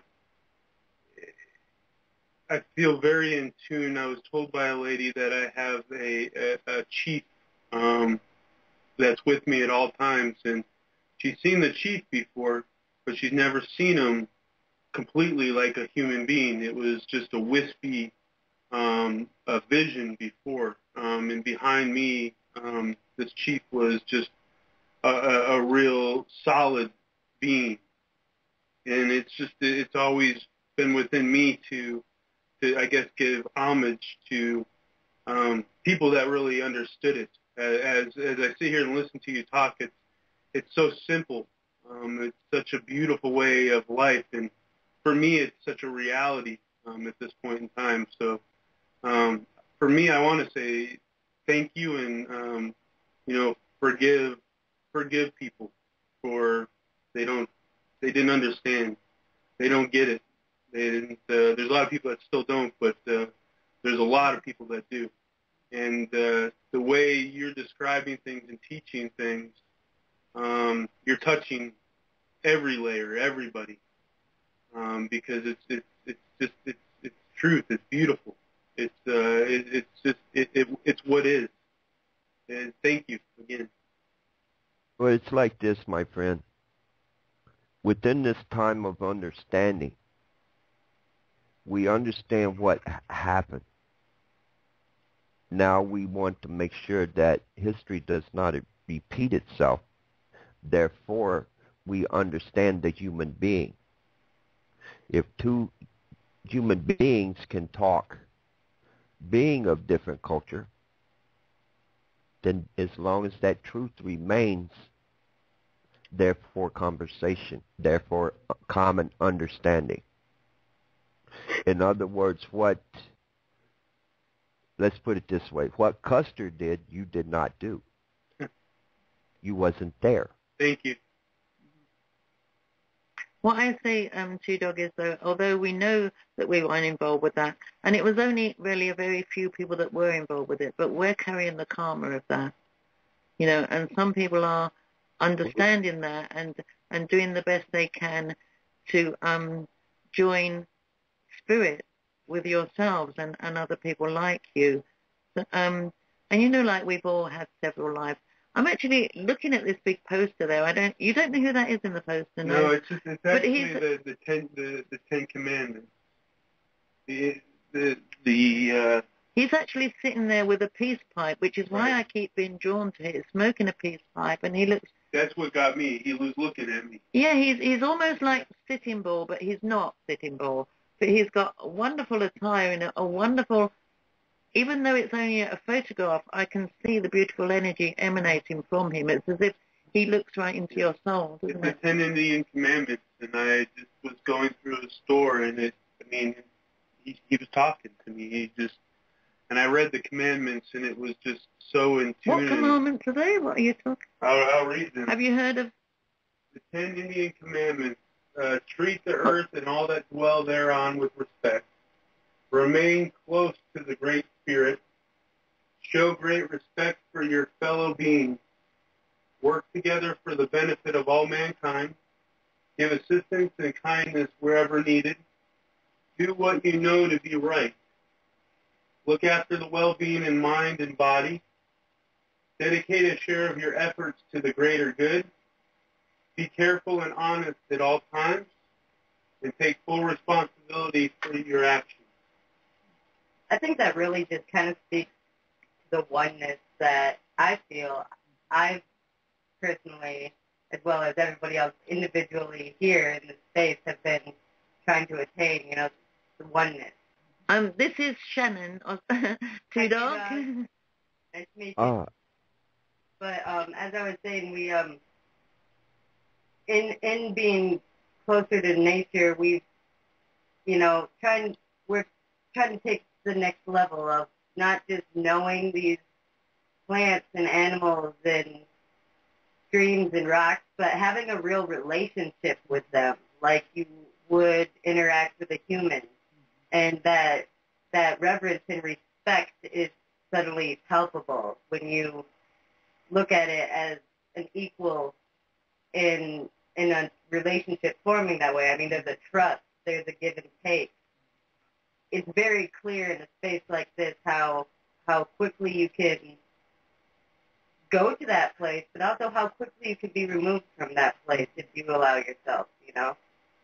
Well, see, the thing about being this way within modern society now, I have to live sometimes in two worlds. I've been a traditional all my life, and I have to deal within modern society as well. So what I do before I leave my house is I smudge myself with, sage, cedar, sweetgrass to, purify myself. Then when I go to town, I get my business over with, and I come back, and I smudge myself again to get rid of the imperfection that may have been there. That's wonderful, Twodog. I meant to ask you about smudging, and I completely forgot. That just shows how we're together here spiritually. So now, understand this also, guys, is that, one old Indian said to us one time, to be Indian is to hug a tree. And we all thought, whoa, wait a minute. But the tree itself is a connection between earth and sky. You hug it, set underneath it, you lament better.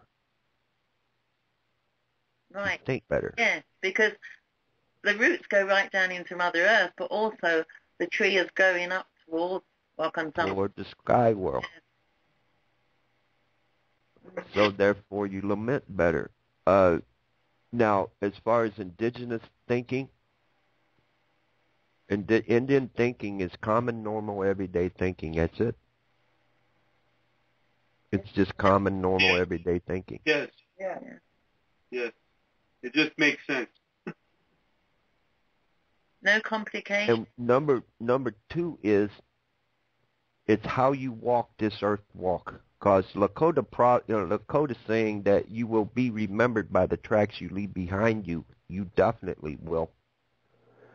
But see, the thing about it is, every step you take on your Earth Mother is a constant talk, constant prayer with the Master of Life, whatever you may call him, God, Wakantanka, Gili Manitou, Wiji Manitou, Ocean, doesn't matter.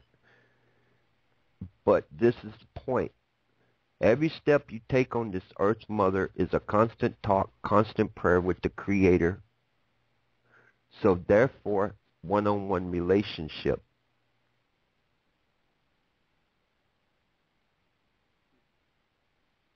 Well, the energy is just building up all the time. It's not even settling. There's so much energy coming into the room right now since you got here with us, twodog.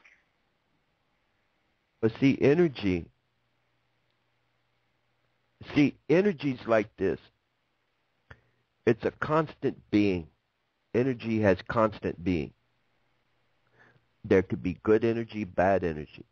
It's like every action has equal reaction. Normal equal reaction. Every action, reaction. So if I give good energy to you, then you will feel this and give the good energy back. So there is constant energy movement. And we can feel that, can't we? And completely. What I say to man is exactly what the Lakota wisdom keepers once said. To be a man and to be a warrior sometimes it's to learn how to cry. Yeah. Because when you learn how to cry, you learn compassion. Yeah. And understanding.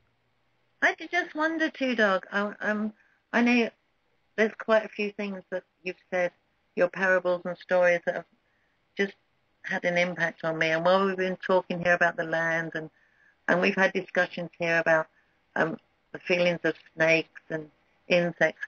Do you remember the story that you told me about the snake? Yes, I do. Would you mind sharing that with everybody here? Okay, this is a story about a young man that was seeking a vision. But this story, also the moral of this story, goes to the young people that walk on this earth now. So I will begin with my story. There once was a young man long time ago, and he woke up one day and he wanted to seek a vision. So he went to the medicine man and said, "Grandfather, I'm seeking a vision."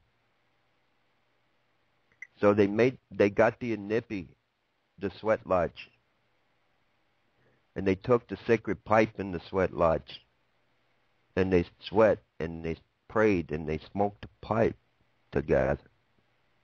And after the sweat was over, they crawled out of the sweat lodge and went to water and cleansed itself. The medicine man said, "Where do you wish to go seek this vision?" The young man pointed at the mountain, and the medicine man said, "Go, seek your vision." So the young man started climbing the mountain. And as he's climbing the mountain, he looked down to his left, and there was a snake. And this snake spoke to him and said, "Please pick me up, for I'm cold. I wish to take me down the mountain. I just wish to warm myself." The young man said, "Oh, but I know you." And he sidestepped the snake and he started up the mountain.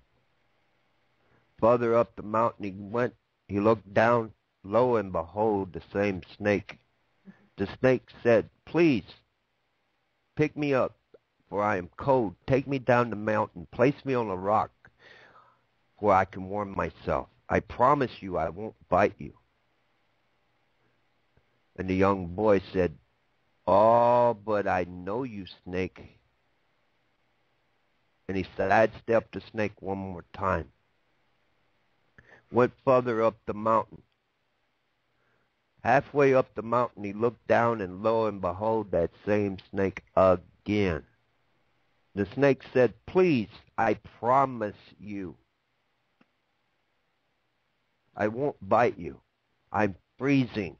Take me down the mountain, place me on a rock, and I promise you I will not bite you." So the young man thought for a second and cocked his arm, reached down and picked the snake up, went down the mountain and placed the snake upon the rock. And right as he placed him on the rock, snake bit him. The moral of the story, for the young people, is some people walk up to you and said, "Here, drink this, it'll make you feel better." Or, "Here, smoke this, it'll make you feel better." Or maybe you ought to just take this pill, it'll make you feel better. Brothers and sisters, young brothers and sisters, they are the snake you need to sidestep. So, wonderful Thank you. analogy for young people to understand that. It's It very is. simple to understand. Especially with all the problems now, and I know that you've had a lot of problems in your own community with drink. It's because people really have got in such a state that they don't remember who they are, and I know all of you that I've spoken to are helping and doing so much work for the young people now. we've had a lot of trouble, on our nations and other things of drug addiction, alcohol addiction. This a lot of no hope in some aspects. Yeah. But everything's going to turn around, twodog. We're all in this together. And that's where the understanding is between who we're talking with right now, is that is so much understanding that we honest to goodness can speak and have no problem just because that we're a different culture. Mm-hmm. We know how to talk now. Yes. Because it's all the same earth. There's no boundaries. Those are all just put there to try and keep us apart. But, we're coming to know a lot more than that now and understanding each other. And because we're all one, and it doesn't matter if we have different paths. It doesn't matter if our language is different. I mean, for heaven's sake, I come here speaking English, and half the people here don't understand what I'm talking about. Well, I have to say, Star, very much that English was not an easy subject for me. I know.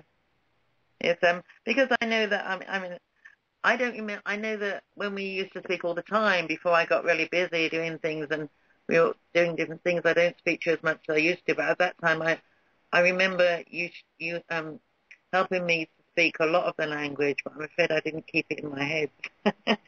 But I know that your language is it doesn't, you don't say one word and it has three different meanings, so there's no misunderstanding. It's just very straightforward.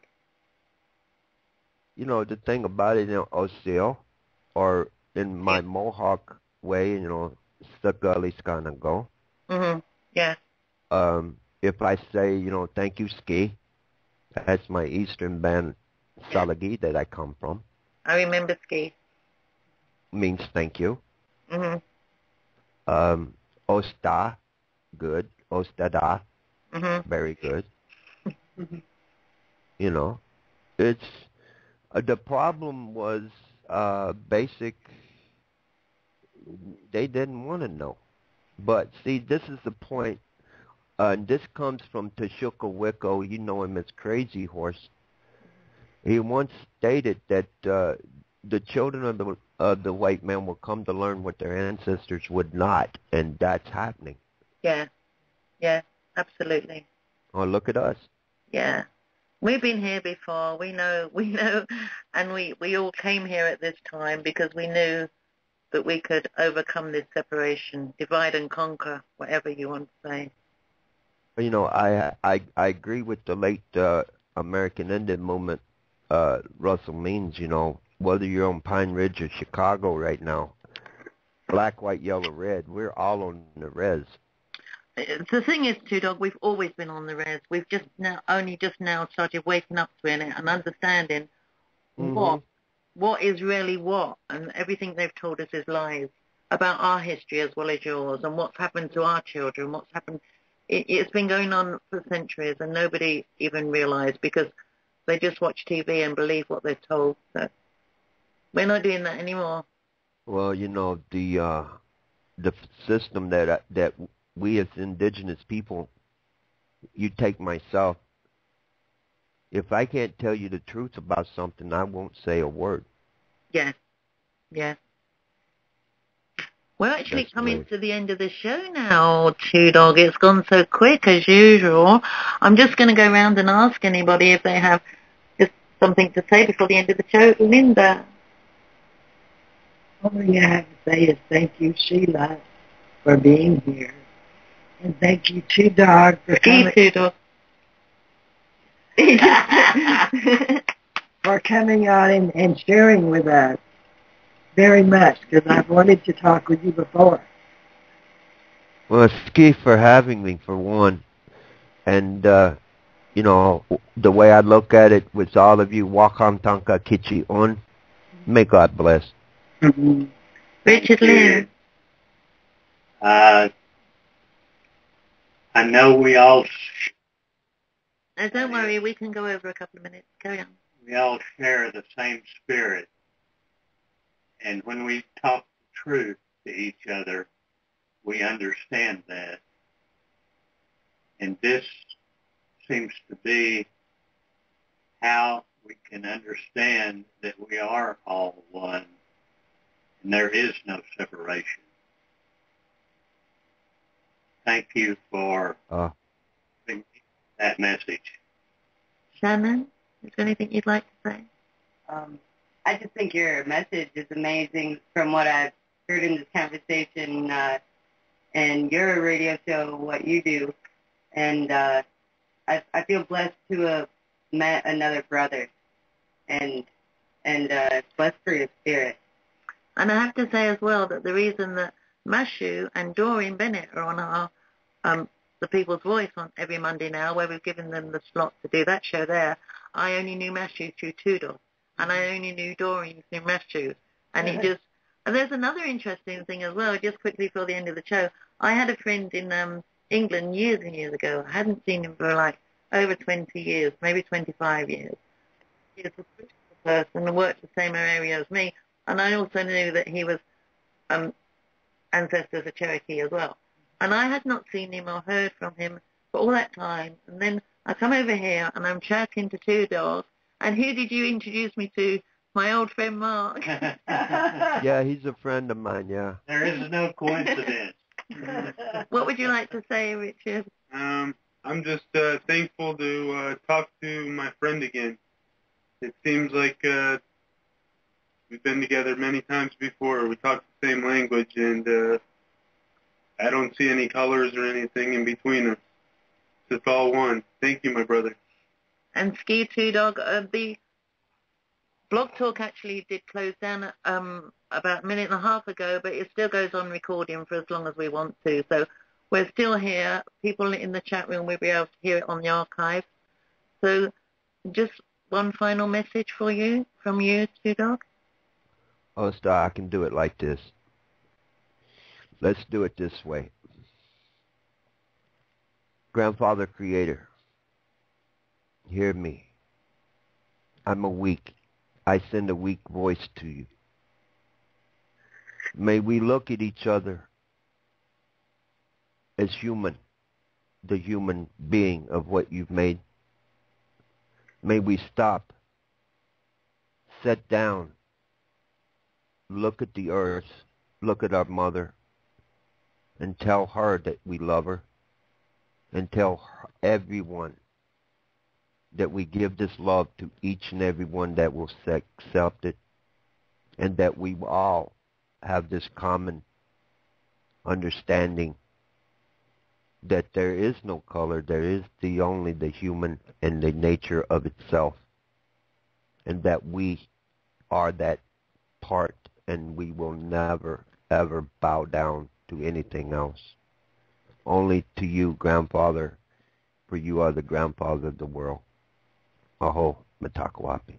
Aho. Ski twodog. I love you. Thank you for coming on. Tai-chi Hila to you. I love you too. And we'll speak again soon. And we're going to play out this evening. I think we're going to play another of Chase Binnie's Sweet Gaia, because this is just beautiful. So if you've got a minute and you want to wave to everybody after the music, we can put the camera on, twodog. Ski. Just fine. We can sure do it. Okay, we're going to mute now for the music. Good night. Sweet Gaia, yeah, yeah. Sweet Gaia, yeah, yeah. Ooh, sweet Gaia, yeah, yeah.